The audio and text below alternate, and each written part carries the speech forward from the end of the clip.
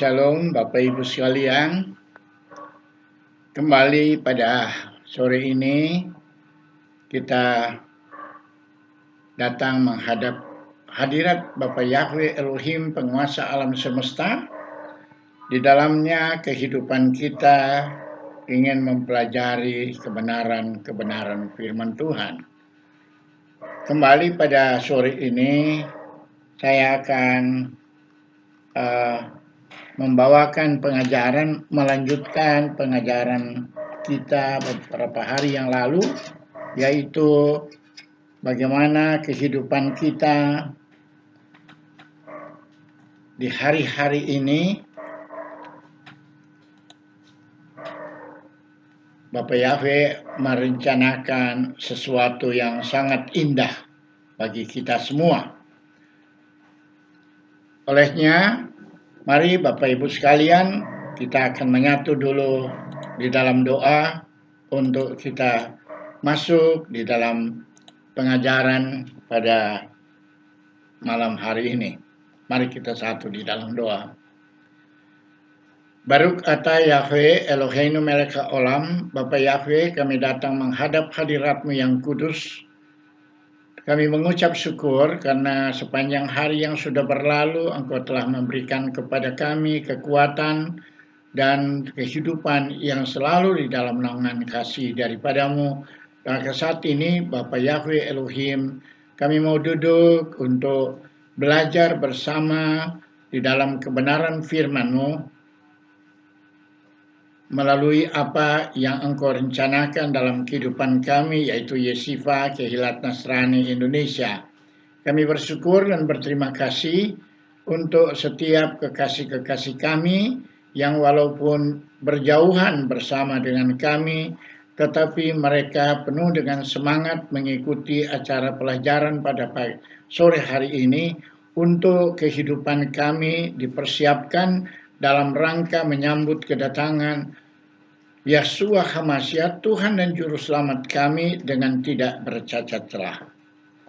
Kami bersyukur Bapa karena walaupun kehidupan kami berjauhan satu dengan yang lain, tetapi Engkau yang sudah memilih kehidupan kami telah datang untuk memberi hidup kami kepadamu. Oleh sebab itu, buka hati dan pikiran kami untuk kami boleh duduk belajar bersama-sama dalam mempelajari sebagian daripada kebenaran firman-Mu tentang panggilan-Mu terhadap kehidupan kami sebagai orang yang percaya kepada-Mu. Terima kasih Bapa. Sebab itu kami akan membuka dan mengalaskan semua pelajaran yang akan kami terima pada sore hari ini. Bisem Yeshua HaMashiach, Sarcha Shalom. Amin. Shalom Bapak Ibu sekalian. Sebagaimana beberapa hari yang lalu telah saya menyampaikan pelajaran tentang kehidupan kita sebagai orang yang percaya kepada Bapa Yahweh Elohim penguasa alam semesta, bahwa kita terpanggil untuk masuk dalam rencana Bapa Yahweh di akhir zaman. Itu sebabnya kehidupan kita pada hari-hari ini, kerinduan saya adalah untuk kita sama-sama boleh menikmati akan berkat Bapa Yahweh melalui pengajaran yang Bapa Yahweh berikan kepada kita. Kita perlu ketahui, kalau di belakang saya ini saudara melihat ada pelajaran tentang tabernakel atau itu adalah pada umumnya kita ketahui nama itu adalah tabernakel. Sebenarnya kata tabernakel itu diambil dari kata dalam bahasa Latin. Seharusnya yang kita pakai kalau bahasa Indonesia adalah kemah suci. Kita tahu kemah suci ini adalah apa yang ditunjukkan oleh Bapa Yahweh Elohim penguasa alam semesta, Yahweh Elohim orang Ibrani kepada Musa pada waktu dia perintahkan umat Israel berdasarkan Keluaran pasal 25 ayat yang ke-8 supaya umat Israel membuatkan tempat untuk dia datang berdiam di tengah-tengah umatnya. Dan pelajaran ini adalah pelajaran yang Musa terima dari Tuhan. Bahkan Musa itu sudah ditunjukkan dulu oleh Tuhan apa yang ada di surga. Sebab itu acara ibadah yang harusnya kita datang untuk beribadah itu seharusnya mengikuti apa yang sudah diperintahkan kepada umat Israel. Mengapa, saudara? Karena umat Israel sudah dipercayakan oleh Bapa Yahweh mengenai perjanjiannya, mengenai firman-Nya. Itu sudah dipercayakan kepada orang Israel. Tetapi banyak kali kehidupan kita sekarang menerima pengajaran dari penganjur kita, hamba Tuhan yang kita ikutin, atau jemaat di mana kita berjemaat, kita belajar firman Tuhan dari sana. Tetapi yang sebenarnya yang Tuhan inginkan untuk kita sama-sama ketahui adalah bahwa kehidupan kita adalah satu kehidupan yang harus mengikuti apa yang sudah engkau tetapkan. Nah, kita perlu ketahui. Tapi sebelum kita akan membaca firman Tuhan, mari saudaraku yang kekasih, sebagaimana kebiasaan atau sudah menjadi tradisi daripada orang Israel, bahwa bila mana mereka mau menyanyikan pujian, maka apabila mereka akan membacakan firman Tuhan, maka selalu mereka itu menyanyi dulu lagu yang biasa kita dengar, yaitu apa yang dikatakan adalah nyanyian Kimision. Olehnya kerinduan saya untuk kita sama-sama mengikuti akan lagu ini.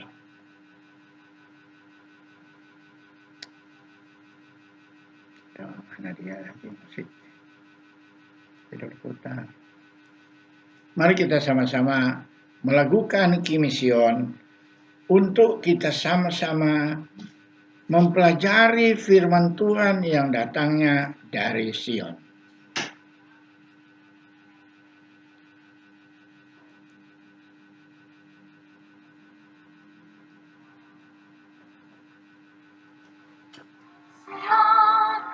Teisei Torah Kimision Teisei Torah Udavar Yahweh Mirushalayim Baruch Shenatan Torah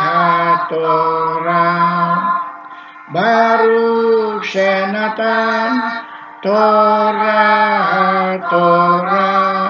Leamo Israel ikut satu. Shema Israel Yahweh Eloheinu Yahweh Echad. Echad Eloheinu, Gadol Adonenu, Kadosh Shemo.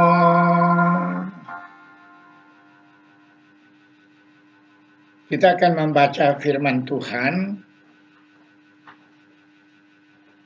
tentang panggilan Tuhan atas kehidupan kita. Terdapat di dalam Injil Markus pasalnya yang ketiga. Kita akan membaca dari ayat yang ke-13 dan ayatnya yang ke-14 dan sampai ke-15. Kemudian naiklah Yesua ke atas bukit. Ia memanggil orang-orang yang dikehendakinya, dan mereka pun datang kepadanya. Ia menetapkan 12 orang untuk menyertai dia, dan untuk diutusnya memberitakan Injil, dan ayat yang ke-15 dikatakan, dan diberinya kuasa untuk mengusir setan. Saudaraku yang kekasih, firman Tuhan ini adalah apa yang Yesua HaMashiach lakukan pada waktu ia ada. Kalau kita membaca mulai dari ayat 1, kemudian Yesua masuk lagi ke rumah ibadat. Di situ ada seorang yang mati sebelah tangannya, atau orang yang lumpuh tangan sebelah. Nah, kemudian itu adalah pada hari Sabat, dan ia itu menyembuhkan. Nah, apa yang terjadi? Orang-orang Farisi pada waktu itu memarahi Yesua HaMashiach karena melanggar aturan hari Sabat yang dibentuk oleh orang Yahudi. Para rabi Yahudi pada masa Yesua HaMashiach, sebelum Yesua HaMashiach, telah memunculkan para rabi, yaitu orang-orang yang bukan imam, tetapi yang mempelajari firman Tuhan. Contoh siapa? Ezra. Ezra disebut seorang ahli kitab. Kenapa dia tidak disebut sebagai imam? Karena dia bukan seorang keturunan Lewi. Di masa itu, kehidupan daripada umat Israel mengikuti tatanan yang sudah diberikan sejak mula. Tetapi sayangnya, mereka itu telah menambahkan, telah membuat aturan-aturan secara khusus sehingga membuat orang di sekitar kehidupan mereka menjadi berat. Kalau mungkin saya ingin kembali dulu kepada kehidupan orang Israel. Kehidupan orang Israel, mulai dari mereka keluar dari tanah Mesir, di Sinai, Tuhan memberi begitu banyak aturan kepada mereka. Salah satu aturan yaitu bahwa di lingkungan kehidupan umat Israel itu ada yang namanya shoftim. Shoftim itu adalah para hakim yang menghakimi orang yang berbuat salah. Tetapi jangan lupa bahwa juga ada yang namanya softrim, pakai R, pakai rim di belakang. Mereka itu adalah para penuduh. Mereka itu yang memata-matain orang. Bila mereka ada yang kedapatan bersalah, maka itu dilaporkan ke tua-tua atau para Sanhedrin pada waktu itu, dan diputuskan untuk dihukum apabila ada 2-3 orang saksi. Inilah yang terjadi di masa Yesua HaMashiach. Nah, kalau kita sekarang kan sudah tidak ada lagi yang mengamati kita, mau melakukan, kecuali sudah kedapatan bersalah, baru kemudian ditangkap polisi atau dilaporkan, baru masuk ke pengadilan. Nah, di sana baru ada penuduh untuk menuduh kita. Siapa itu yang disebut jaksa, saudara. Itu yang model sekarang. Tetapi di zaman dulu itu tidak demikian. Di zaman Yesua HaMashiach ada di atas muka bumi ini, maka para softrim inilah yang kalau di dalam Markus pasal yang ketiga mulai ayat 1, maka di sana dikatakan apa? mereka mengamati Yesua kalau ia menyembuhkan orang itu pada hari Sabat supaya mereka dapat mempersalahkan dia. Jadi ada orang yang khusus cari-cari kesalahan, saudara. Nah, inilah saudaraku yang kekasih yang mengakibatkan di mana kehidupan orang-orang itu dalam mengamati keberadaan daripada Yeshua HaMashiach adalah dalam rangka untuk mereka mau apa dikatakan di sini saudara, mempersalahkan dia. Berarti selalu cari salah. Ini yang sekarang ini juga terjadi, banyak di antara kita ingin cari kesalahan orang. Nah, tahu tugas kita bukan lagi mencari kesalahan orang, saudara. Tugas kita sekarang ini adalah apa? Menyelamatkan orang. Nah, itu sebabnya kenapa pada sore hari ini saya tetap membaca pada waktu Yeshua HaMashiach dia ada di atas muka bumi ini. Bahkan saudaraku yang kekasih, kejadian ini kalau kita baca di dalam Markus pasal yang ketiga, di dalam ayat ke-7, di sana jelas sekali di situ dikatakan bahwa di ayat yang kemudian Yesua dan murid-muridnya menyingkir ke danau dan banyak orang dari Galilea mengikutinya, juga dari Yudea. Saudara bayangkan, Yudea dan daerah Galilea itu, daerah Galilea itu ada di Samaria, saudara. Itu jaraknya cukup jauh. Saudara bayangkan bahwa orang Yudea ikut sampai ke Galilea, itu mereka berarti berjalan cukup jauh, saudara. Zaman itu kan mereka berjalan kaki, waktu itu mereka lebih banyak naik onta, naik kuda, atau apa saja. Kendaraan waktu itu tidak seperti sekarang ini, saudara. Nah, di sanalah pada waktu dia ada di sebab itu dia murid-murid menyediakan dia perahu karena banyak orang supaya jangan sampai dia terhimpit karena orang banyak untuk mengikutinya. Nah, sesudah itu baru di ayat 13 di sana kita membaca tadi ya. Di dalam ayat kemudian naiklah Yesua ke atas bukit. Kalau kita melihat bagaimana Tuhan memanggil para murid, dalam Injil Matius kita akan lihat bahwa murid yang pertama dipanggil itu mereka ada di Galilea memang. Ada di tepi danau. Mereka yang nelayan yang dia panggil. Tetapi saat ini kita mempelajari satu firman Tuhan untuk berlaku secara umum. Artinya ini adalah satu pengajaran yang perlu kita simak bersama. Karena firman Tuhan ini akan kita hubungkan dengan apa yang ada di dalam pelajaran tabernakel yang seperti yang ada di belakang saya ini, saudara, ya. Ini adalah kemah suci. Kalau dia katakan tadi bahwa dalam ayat itu Yesua yang adalah pintu. Dia kan katakan, akulah pintu. Ya kan? Ada firman Tuhan katakan dalam Injil Yohanes, akulah pintu. Bahkan dia bilang, akulah jalan kebenaran dan hidup. Nah, tapi saat ini kita bicara tentang pintu dulu. Itu sebabnya di dalam kemah suci ini ada pintu gerbang, di mana pintu gerbang ini ditopang oleh ada 4 tiang, saudara. Itu yang menopang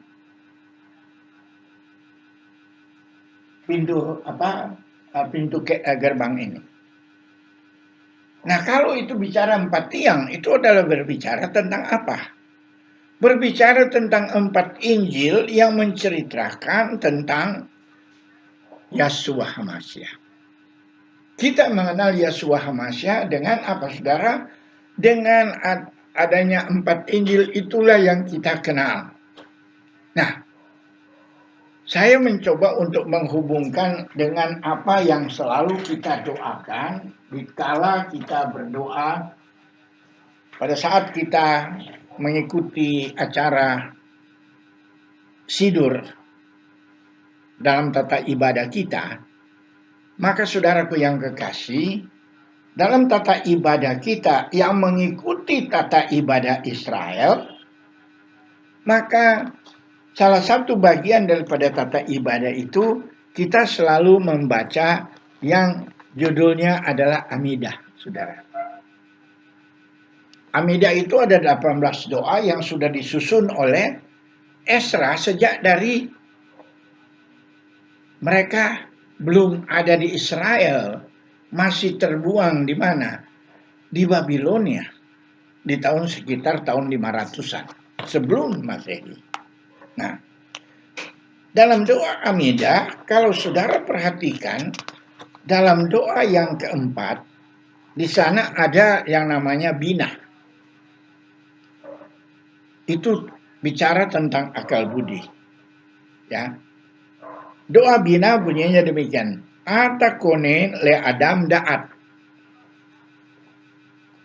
Umelamet le enos bina. Koneno meteka de'ah bina pehaskel. Baruk ata Yahweh konen hadaat. Dalam bahasa Indonesia artinya, oleh karuniamu engkau menganugerahkan manusia pengetahuan dan mengajarkan yang fana akal budi. Karunialah kami dengan pengetahuan, akal budi, dan pengertian. Saudara, ini doa. Itu sebabnya kalau kita mau mendengarkan firman Tuhan, kita minta supaya Tuhan berikan kita pengetahuan. Berikan kita akal budi. Ya. Ajarkan kami ini, kalau di sini dibilang ajarkan kami ini yang fana, artinya manusia yang tidak hidup selama-lamanya di dunia. Karena satu kali manusia di dalam dunia ini akan mati. Tetapi di balik kematian itu kita akan hidup dalam satu kehidupan yang baru. Itulah kehidupan yang kekal. Nah, tujuan kita sekarang adalah untuk kita menerima akal budi, saudara. Kalau kita memiliki akal budi, maka penginjilan, itu sebabnya dalam kita melayani pekerjaan Tuhan, perlu kita berdoa supaya orang-orang yang yang kita ajar, yang kita injili, supaya mendatangkan akal budi kepada mereka. Supaya Tuhan karuniakan kepada mereka. Apa yang dikaruniakan? Di sini malah dikatakan, oleh karuniamu engkau menganugerahkan manusia pengetahuan. Nah ini karena karunia, karena demikian besar kasih Bapa Yahweh Elohim, penguasa alam semesta, kepada umat manusia, maka diberikannya putranya yang tunggal Tuhan kita. Apa yang diberikan? Dikaruniakan kepada kita. Karunia ini sesuatu yang Tuhan datangkan kepada manusia. Nggak usah kita cari, dia datang sendiri, saudara. Ya. Untuk apa? Untuk memberikan kepada manusia itu pengetahuan. Jadi Tuhan menciptakan kehidupan kita sebagai manusia itu bukan bodoh. Dia mau supaya kita itu memiliki pengetahuan. Bahkan dia bilang apa? Bahkan mengajarkan manusia kita ini akal budi. Sebab itu doanya, karuniailah kami dengan pengetahuan dan akal budi dan pengertian. 3, saudara. Kita minta supaya kita memiliki pengetahuan, dan pengetahuan itu mendatangkan akal budi kepada kita dan memberikan pengertian. Inilah sebenarnya rahasia bagaimana kita masuk di dalam akar Ibrani. Kita akan melihat ada banyak sekali kekurangan yang kalau kita tidak mengikuti akar Ibrani. Kemarin saya datangi tamu dan mereka bertanya, mengapa kita harus kembali ke akar Ibrani? Karena dewasa ini, saudara, kebetulan saya menemukan tulisan, saya menemukan juga di internet, ada orang-orang yang memang sangat-sangat tidak menyenangi orang yang kembali ke akar Ibrani. Mereka itu mencap orang-orang ini, ya enggak benar. Ngapain dengan akar Ibrani? Karena semua tertuju kepada bahwa Yeshua HaMashiach sudah datang ke dalam dunia, menggenapi Torah. Dan sepertinya karena Yeshua HaMashiach sudah datang, maka segala sesuatu harus ditimpakan kepada Yeshua HaMashiach. Sehingga ya menurut mereka mungkin biarpun bikin dosa ya nggak apa-apa. Kan Tuhan sudah karuniakan kita keselamatan. Ini yang saya temukan. Tetapi tidak demikian. Saudara baca perjanjian baru. Sebab kalau perjanjian lama, dianggap semua itu salah. Ya. Kalau perjanjian baru, Tuhan sudah selesaikan, sudah pakukan di kayu salib semua dosa kita. Tapi kalau saudara tidak datang meminta ampun dosa saudara, karena firman Tuhan dia bilang apa di dalam perjanjian baru ini? Saudara cari nanti sendiri. Dikatakan apa? Aku mengakui dosamu, maka dosamu diampuni. Jadi kalau nggak ada pengakuan dosa, bagaimana dia diampuni? Saudara. Ini yang saya katakan sebagai teologi yang sangat keliru. Seperti terlalu mengglobalisasikan mengeneralisasi atau menjadikan umum tentang dosa itu yang sudah dipakukan oleh Tuhan di kayu salib. Tapi itu kalau kita mempelajari masuk di dalam tabernakel, di masa itu orang begitu masuk di sini terbukti dari ayat yang kita baca di dalam Bina. Dia sudah minta akal budinya di sini sehingga dia masuk di sini dengan pengertian. Dia datang untuk minta ampun dosa zaman orang ya zaman adanya tabernakel ini atau ada zaman miskan ini saudara. Maka orang datang dengan penuh pengertian, dia menyadari dia sudah salah. Maka dia akan datang kepada imam, saya mau minta ampun segala salah dan dosaku. Dia membawa seekor binatang. Apa itu? Kalau dia kaya, dia bawa lembu, saudara. Kalau dia setengah kaya, ya dia bawa kambing. Tapi kalau orang yang tidak punya apa-apa seperti kita kebanyakan sekarang, karena memang sudah dinubuatkan, Yesus bilang bahwa banyak orang miskin yang ada di tengah-tengah kamu, sebab itu layani mereka. Jangan engkau tidak membuka tangan kepada mereka. saudara. Nah, jadi kalau zaman dulu memang sulit, saudara bayangkan, untuk menghapus dosamu engkau harus korbankan binatang. Dan itu dipotong, ditumpangin tangan supaya sebagaimana nanti dia mati, harusnya kita yang berbuat dosa itu mati seperti binatang itu. Tetapi inilah yang sudah digenapi oleh Yeshua HaMashiach di puncak Golgota. Bab itu kalau kita sebenarnya menggantikan ini itu dengan tanda salib, saudara. Di sini.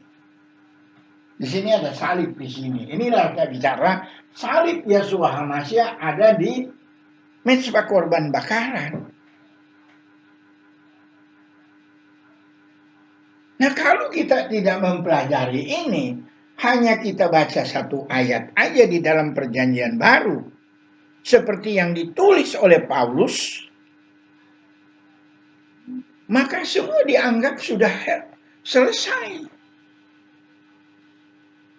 Tetapi apakah orang yang sudah tahu Yeshua sudah disalib di kayu salib?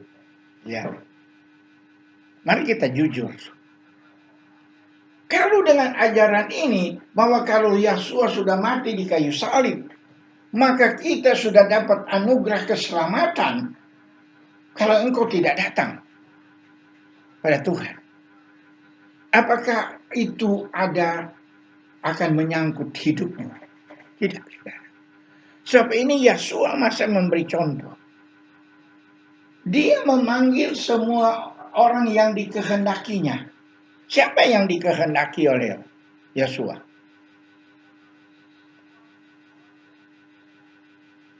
Saudara boleh baca di dalam Timotius supaya kita tahu bahwa siapa yang dikehendaki. 1 Timotius pasal 2, gampang ayatnya ini. 1 Timotius pasal 2 ayat 3. Itulah yang baik dan berkenan kepada Elohim, juru selamat kita, yang menghendaki supaya semua orang diselamatkan dan memperoleh pengetahuan akan kebenaran. Nah, ini kita lihat ada sangkut pautnya. Ya. Dalam 1 Timotius 2, mulai ayat 1, Tuhan Rasul Paulus ini yang menuliskan kepada Timotius. Pertama-tama, aku menasehatkan, ini nasihat Paulus, naikkanlah permohonan. Tiap kita punya permohonan kepada Tuhan. Kemudian doa syafaat. Dan yang ketiga, ucapan syukur. Tidak tanggung-tanggung untuk siapa? Untuk semua orang. Ini kan bicara nasihat Rasul Paulus kepada anak didiknya yang bernama Timotius. Mari kita hubungkan ayat ini dengan ayat yang tadi kita baca bersama, yaitu tentang panggilan Tuhan kepada orang yang dikehendakinya. Jadi jawaban, siapakah orang yang dikehendaki oleh Tuhan?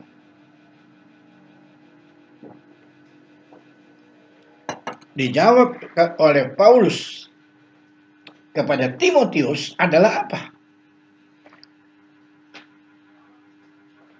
Itulah yang baik dan yang berkenan kepada Elohim juru selamat kita, yang menghendaki supaya semua orang diselamatkan. Kehendak daripada Yeshua HaMashiach adalah apa? Supaya semua orang diselamatkan. Jadi kalau orang bilang yang dikehendaki cuma orang tertentu,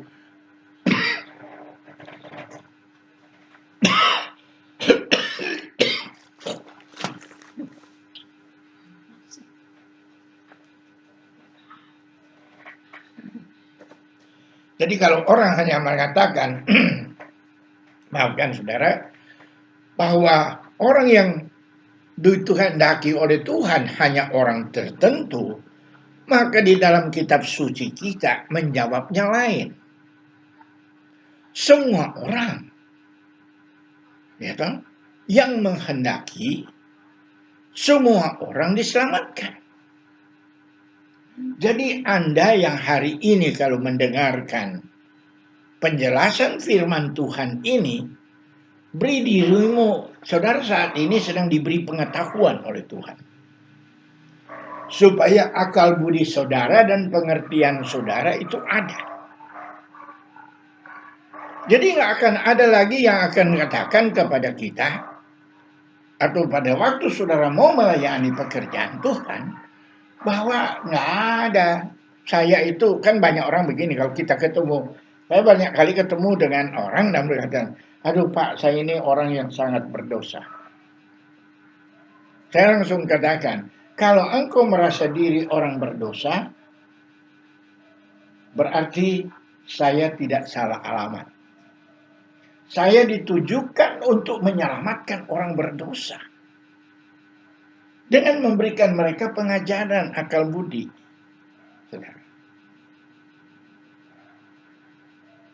Bahwa Anda adalah bagian daripada kehendak Bapa Yahweh Elohim, penguasa alam semesta, untuk diselamatkan.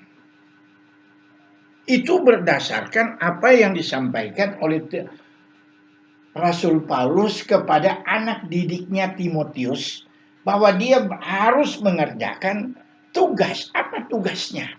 Pertama-tama adalah yang dinasehatkan oleh Rasul Paulus, naikkanlah permohonan. Jadi tugas seorang pelayan Tuhan, kalau dia melayani Tuhan, selalu menaikkan permohonan supaya semua orang diselamatkan. Ada contoh banyak, saudara. Apalagi kalau kita lebih mendalam. Di dalam Mazmur pasal 24, saudara. Di sana Tuhan itu berbicara. Pemazmur katakan apa? Terangkatlah pintu-pintu gerbang yang sudah berabad-abad, supaya masuk Raja Kemuliaan. Siapa Raja Kemuliaan itu? Yaitu Yahweh Elohim orang Ibrani. Untuk apa? Untuk menyelamatkan engkau. Nah, keselamatan itu datangnya kepada kita apa? Apa dengan memotong domba dan sapi lagi? Tidak, saudara. Dengan mengorbankan Yeshua Hamasya di puncak Golgota, yang barusan kita rayakan akan hari raya Pesak. Dalam rangka menebus kehidupan kita dari kesalahan dan dosa. Ini yang perlu kita ketahui. Berbicara tentang keselamatan, pengetahuan itu masih di pintu gerbang.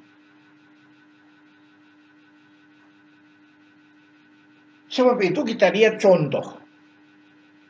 Saudara, mari kita baca kitab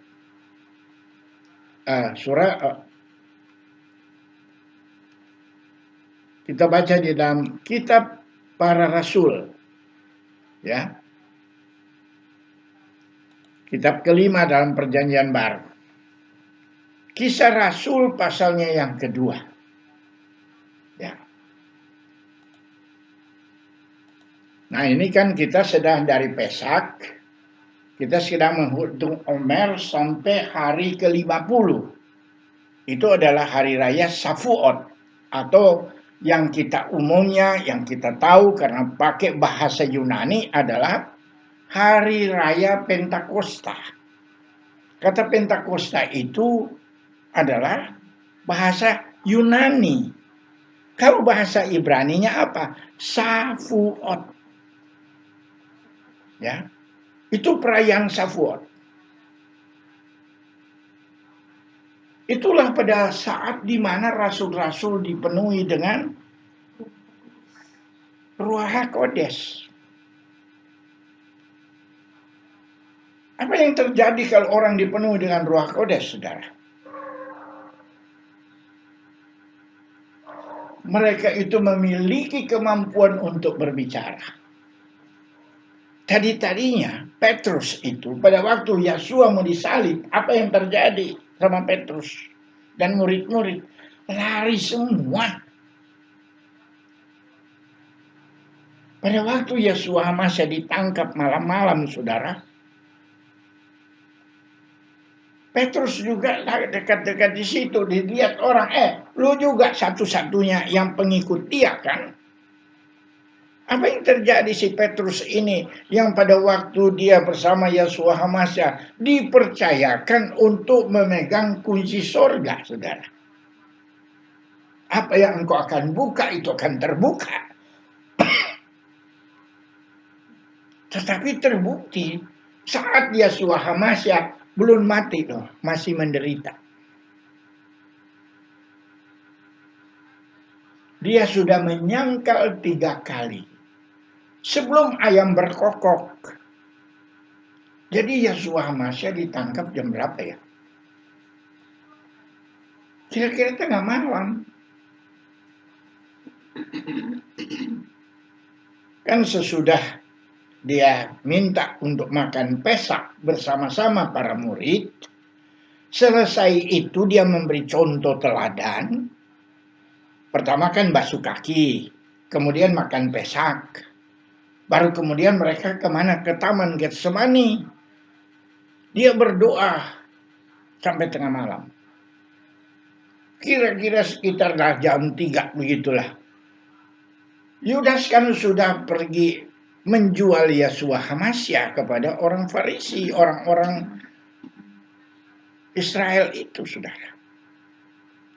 Dan mereka tangkap dia, dibawa. Menunggu pagi. Pada waktu menunggu pagi, Petrus juga ikut dari jauh. Biasa, saudara, kalau sudah dalam keadaan rusuh begitu, nggak ada yang mau ada yang mau bilang begini, kita ini orang berani. Nggak, saudara, ciut semua. Termasuk Petrus, gagal si Petrus ini kan kalau kita lihat sebenarnya. Itu melambangkan kehidupan kita manusia yang hari ini bisa kita bilang A, tetapi malamnya kita sudah berubah setia. Ini cerita mengenai Petrus dulu. Nah, pada waktu Petrus menyangkal Tuhan, apakah Tuhan bilang, Anda ini nakal banget tuh. Lu tadinya ikut gue nih ya. Sekarang begini keadaanmu. Di sini kita lihat bagaimana kasih Tuhan. Terbukti dia 50 hari sesudah Yesus HaMasya mati di kayu salib. Petrus menjadi pahlawan lagi. Tapi bukan karena dia telah memiliki kuasa Ruach HaKodes.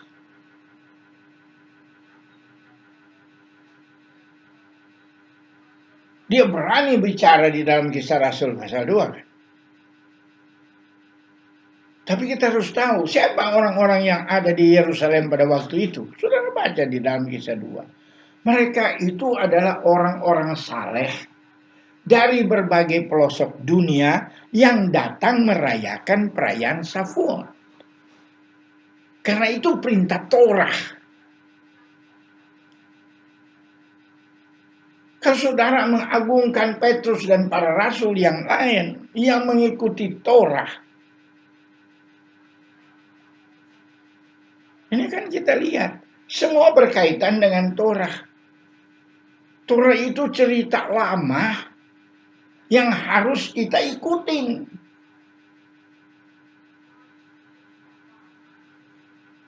Nah, kalau sekarang, kalau saya baca di dalam orang yang tidak mau dengan tidak senang dengan kembali ke akar Ibrani, mereka menolak hari raya.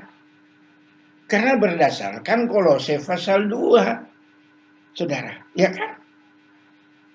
Kolose pasal 2, saudara baca. Tapi tolong jangan cuma baca ayat yang di tengahnya. Tolong baca ayat yang dari ayat yang pertama. Apa kata Paulus di situ? Aku mau jadi kemauan Paulus ini. Sehingga semua kata-kata dalam Kolose pasal 2 itu adalah berdasarkan kemauan Paulus. Kok apa yang dimaui oleh Paulus itu yang menjadi patokan saudara-saudara yang anti dengan akar Ibrani?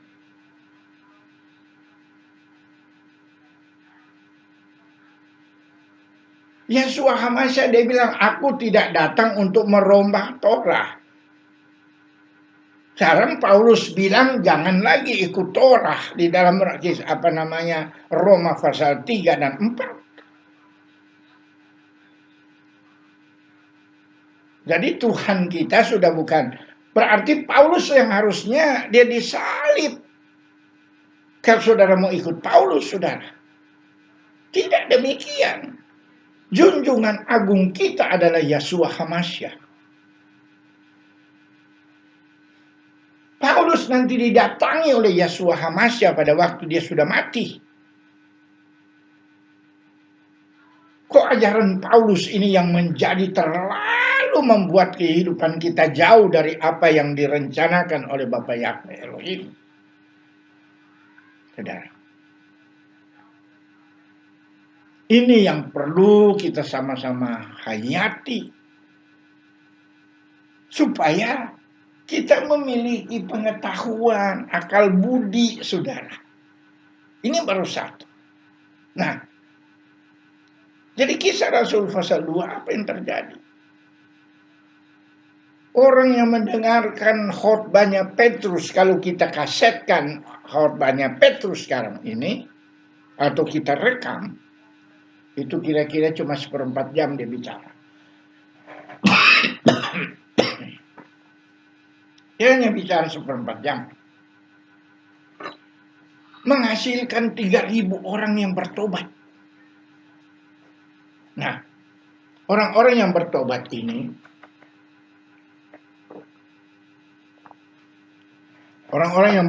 ini, saudaraku, mereka itu adalah orang-orang yang datang dari berbagai penjuru dunia. Disebut orang saleh di dalam kisah Rasul pasal 2. Nah, saudaraku yang kasih, tepatnya itu di dalam kisah 2 ayatnya yang ke-6. Ayat 5. Waktu itu di Yerusalem diam orang-orang Yahudi yang saleh dari segala bangsa di bawah kolong langit ini. Itulah yang menerima firman Tuhan. Tetapi begitu mereka dengar apa yang sudah disampaikan oleh Petrus mengenai pengorbanan yang sudah dilakukan oleh Yeshua HaMashiach di kayu salib, mereka itu di ayat yang ke-37, saudara, kita melihat ayatnya yang ke-37, di sana dikatakan apa? Setelah mereka dengar khotbah Petrus. Di ayat yang ke-37 berbunyi demikian. Ketika mereka mendengarkan hal itu, hati mereka sangat terharu. Lalu mereka bertanya kepada Petrus dan rasul-rasul yang lain, apakah yang harus kami perbuat? Apa yang harus kami perbuat, saudara-saudara? Ayat 38 dijawab oleh Petrus. Bertobatlah dan hendaklah kamu masing-masing memberi dirimu dibaptis dalam nama Yeshua HaMashiach untuk pengampunan dosamu, maka kamu akan menerima karunia Roh Kudus, saudara. Jadi pada waktu ada berita firman Tuhan yang ada di pintu gerbang ini, Petrus tidak melangkahi apa yang sudah diberitahukan oleh Tuhan kepada Musa. Dia bilang, hendaklah masing-masing bertobat. Ya. Dan itu berdasarkan Amidah, itu adalah doa sesudah doa bina. Namanya doa tesufah. Bunyinya demikian. Hasifenu afinu letorah teka. Artinya apa? Kembalikanlah kami ya Bapa kami kepada pengajaranmu. Kekardeinu malkeinu le avo dah teka. Bawalah kami, raja kami, ke dalam ibadatmu. Nah, saudara, baru kita tahu sekarang. Untuk kita datang, ya, pertama dikasih pengajaran dulu. Dengan pengajaran yang ada di pintu gerbang ini, orang mendatangkan akal budi dan pengertian. Dia mengerti dia salah. Dia itu mengerti bahwa kehidupan kita manusia penuh dengan kekurangan. Penuh dengan kesalahan. Ini ibadah, bab itu bawalah kami ke dalam ibadahmu. Jadi itu perintah Tuhan. Jadi apa yang dilakukan oleh Petrus, oleh rasul-rasul sesudah kematian Yesus Hamazah, tetap dia balik ke Torah, saudara.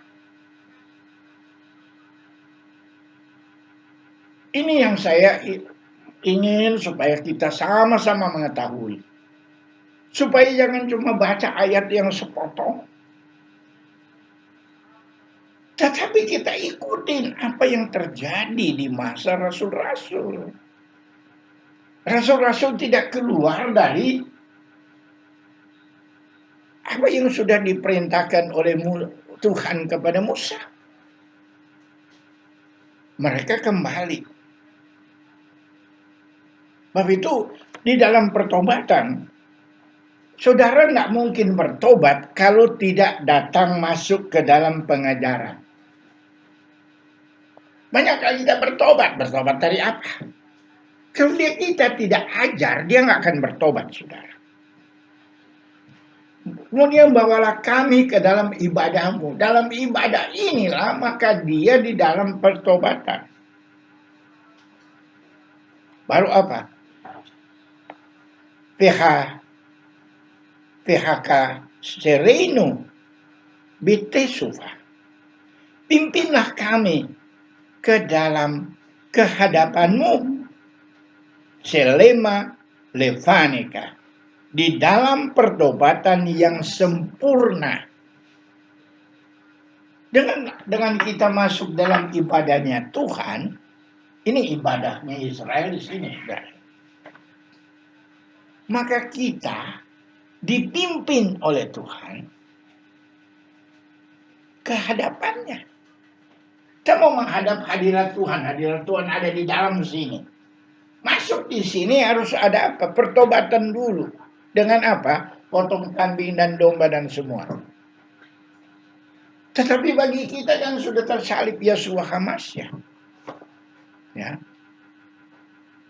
Sebab itu dia bilang, beri dirimu bertobat dan memberi diri dibasuh di kolam basuhan. Ini saudara, jalan keampunan dosamu. Jadi halaman ini adalah jalan keampunan dosa.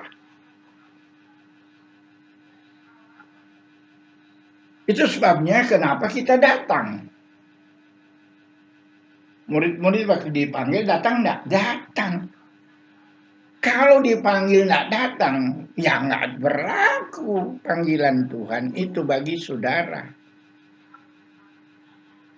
Oleh sebab itu, saudaraku yang kekasih, biar malam hari ini kita mau ambil satu keputusan. Tuhan, saya rindu pengetahuan, akal budi, dan pengertian Engkau berikan kepada kami melalui ajaran-Mu. Jangan belum dia menerima ajaran, udah tolak dulu. Siapa sih dia? Oh, pakai kipah, pakai talit. Itu mah Yahudi. Yahudi mah kami udah tolak, nggak berlaku lagi. Saudara. Rasul-rasul yang pergi diperintahkan Tuhan untuk pergi melayani pekerjaan Tuhan. Nggak ada orang asing di situ, saudara.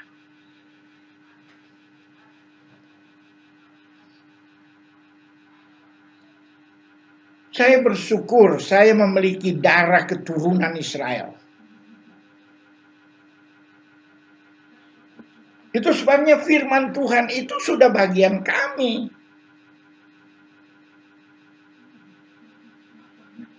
Untuk kita kerjakan pekerjaan Tuhan. Itu sesuatu yang berat yang sedang kami pikul sekarang ini. Tapi itu selalu itu kami mohon, Bapak Yahweh mampukan kami untuk mengerjakan pekerjaan. Kami ada di tengah-tengah kehidupan orang yang penuh dengan perlawanan. Yang tidak mau tahu dengan rencana Bapak Yahweh Elohim. Biarlah kami sisa-sisa Israel ini, Bapak.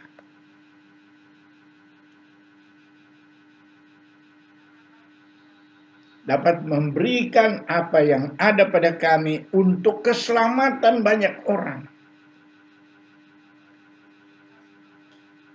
Saya mau terus dulu. Sesudah ada Tesufa, dikatakan apa? Baru kan ada pengampunan, saudara. Ya kan? Baru muncul pengampunan. Sebab itu dalam doa yang ke-6, selika, pengampunan. Selaklano afino kikatano. Ampunilah kami ya Bapa kami, karena kami telah berdosa. Perlu ada pengakuan.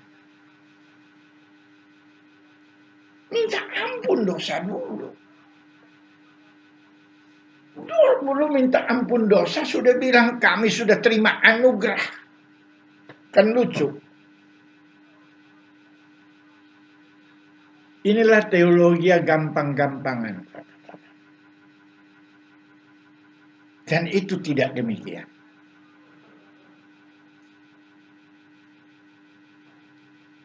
Semua ada tatanannya. Umat Israel aja dibawa keluar dari tanah Mesir, masuk tanah Kanaan dengan macam-macam aturan.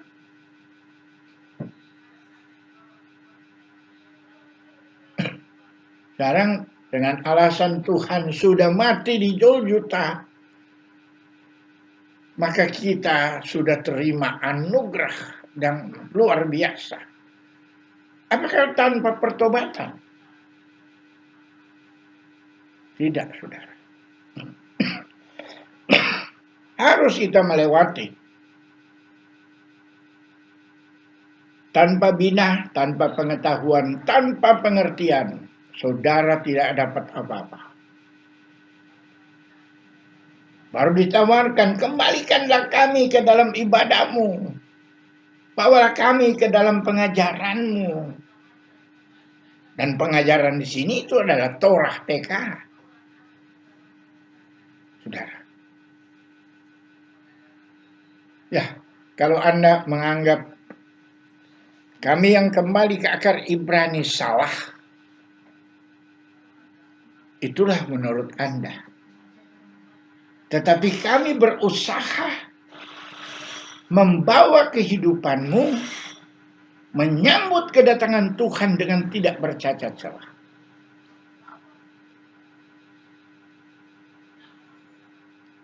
Di dalam perjanjian baru aja dikatakan, ini orang yang sudah paling dekat dengan acara Tuhan.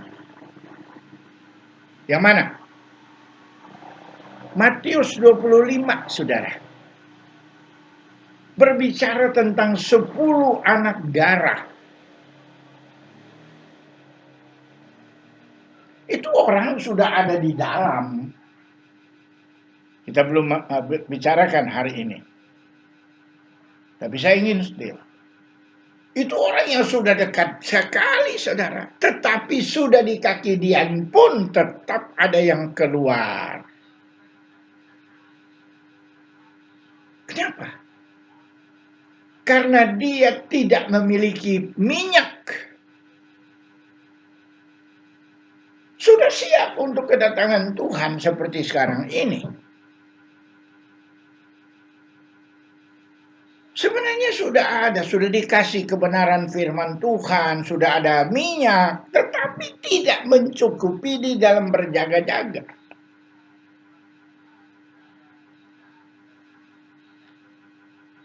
Kemarin ada yang bertanya pada saya, tolong Pak Niko, mengenai 5 anak darah, tidak seperti yang lain lagi cari-cari minyak. Seperti sekarang minyak goreng lagi hilang di pasaran. Nggak tahu, kita punya pohon kelapa banyak. Untung di Sulawesi Utara tidak kekurangan minyak. Ya. Kalau mau bertahan dengan minyak sawit, itulah yang menjadi persoalan. Itu sebabnya kita yang di Sulawesi Utara ini tidak perlu takut, kelapa banyak. Tinggal panjat kelapa, bikin cukur, dia itu kemudian jadi minyak. Tapi orang bilang sama saya, Bapak tahu itu minyak kelapa itu jauh lebih mahal daripada minyak sawit. Ya itu ya karena kamu tergantung dengan minyak sawit. Tapi kalau kita tergantung dengan minyak kelapa ya di kampung banyak. Jadi ya kita nggak usah susah, saudara. Tapi itu salah. Tapi yang kita bicarakan tentang 5 anak darah yang bijaksana, yang memiliki minyak. Banyak yang tidak tahu, saudara. Dari mana sih minyaknya? Nah, ini yang perlu kita lihat. Kalau saudara mau bertahan menyambut kedatangan Yesus Hamazah, ada satu. Saudara baca kitab Sakaria. Bahwa ada pohon zaitun. Siapa pohon zaitun itu? Saya mau tanya, siapa pohon zaitun itu, saudara? Itu orang Israel. Kalau saudara bersama dengan orang Israel, aliran minyak itu dari pohon zaitun itu terus mengalir, sehingga saudara tidak usah kemana-mana. Sebab itu ada satu hukum yang diberikan oleh Tuhan kepada orang Israel dan orang pendatang yang menggabungkan diri dengan orang Israel, yang menetap dengan mereka, yang beribadah bersama-sama dengan orang Israel. Itulah yang akan bertahan. Saudara boleh katakan saudara karismatik, saudara macam-macam yang ada sekarang, bahkan bernubuat. Tapi ingat Matius pasal 7, saudara. Tidak semua orang yang memanggil aku Tuhan, Tuhan atau Yahweh masuk di dalam kerajaanku. Kan diprotes oleh orang. Baca Matius pasal 7. Kami sudah melayani di sana. Kami sudah mengusir setan dalam namamu. Berdasarkan Markus pasalnya yang ke-16. Ya kan? Tanda-tanda ini menyertai orang percaya. Dalam namaku. Kamu mengusir setan. Udah. Berarti orang percaya. Tapi apa disaut oleh Yesus Hamazah? Nyalah kamu hai pembuat kejahatan.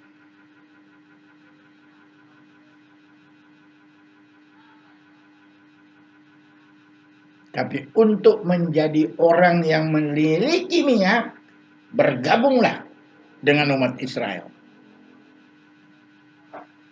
Jadi selama saudara saat-saat ini anti dengan Israel, tidak mau tahu dengan akar Ibrani, saya tidak mau menghakimi saudara.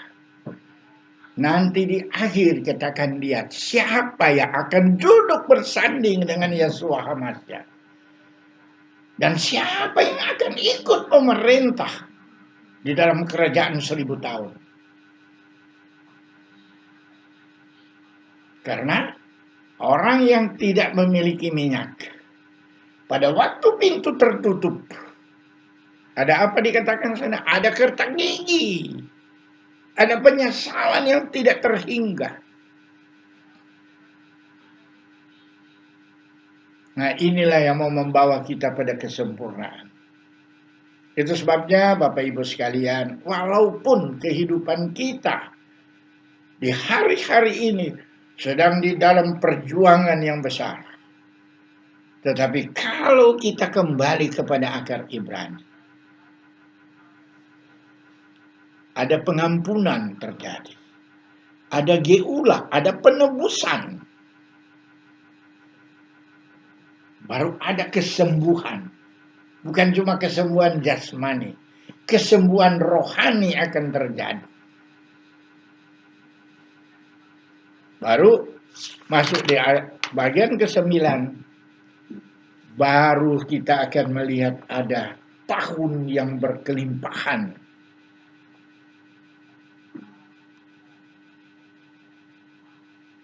Dan kita akan menunggu pengumpulan bagi orang-orang yang percaya kepada Bapa Yahweh Elohim, penguasa alam semesta. Jadi ini dulu pelajaran kita pada malam ini. Bila mana saudara ada pertanyaan-pertanyaan, boleh melalui messenger. Karena kan kita melayani ini dengan apa yang ada di Facebook. Dan saya akan berusaha pelajaran-pelajaran ini yang sudah kami rekam ini, itu akan kami masukkan ke YouTube sehingga saudara boleh mengikutinya. Bapa Yahweh menyertai kita. Sebab itu mari kita satu di dalam doa. Baruk ata Yahweh Eloheinu melech haolam. Bapa Yahweh, terima kasih untuk pengajaran-Mu bagi kami pada malam ini. Engkau membukakan rahasia kebenaran firman-Mu, supaya kami menerima akal budi daripada-Mu, menerima Engkau sebagai Tuhan dan Juru Selamat. Engkau ajarkan kami supaya kami tidak melihat segala kekurangan-kekurangan kami, tetapi Engkau bawa kami kepada jalan kebenaran-Mu. Masih begitu banyak hal yang perlu kami pelajari. Sebab itu berikan kami kekuatan dan kemampuan Bapa Yahweh, supaya dapat menjangkau lebih banyak jiwa-jiwa. Karena kami percaya, kami yang ada di Indonesia ini memiliki keistimewaan daripada-Mu Bapa. Bahwa kami ini adalah burung buas dari timur, yang Engkau akan panggil di akhir masa untuk melaksanakan keputusan-Mu, karena keputusan-Mu sudah sampai. Bawalah kami kepada jalan kebenaran-Mu Bapa, supaya melalui apa yang kami ajarkan pada malam ini boleh membuahkan hasil, mempersiapkan jemaat-Mu untuk menyambut kedatangan-Mu yang kedua, Yeshua HaMashiach dengan sebagai Tuhan dan Juru Selamat kami, supaya kami akan ikut memerintah di dalam kerajaan 1000 tahun. Dan kami percaya kami bukan bahagian dari makanan antikristus. Karena kami telah terangkat naik pada saat Engkau datang, sebelum memerintahnya si penguasa kegelapan. Dan kami percaya inilah kehidupan kami. Bawalah kami ya Bapa kami ke dalam acara-Mu yang besar. Beri kami pengertian demi pengertian.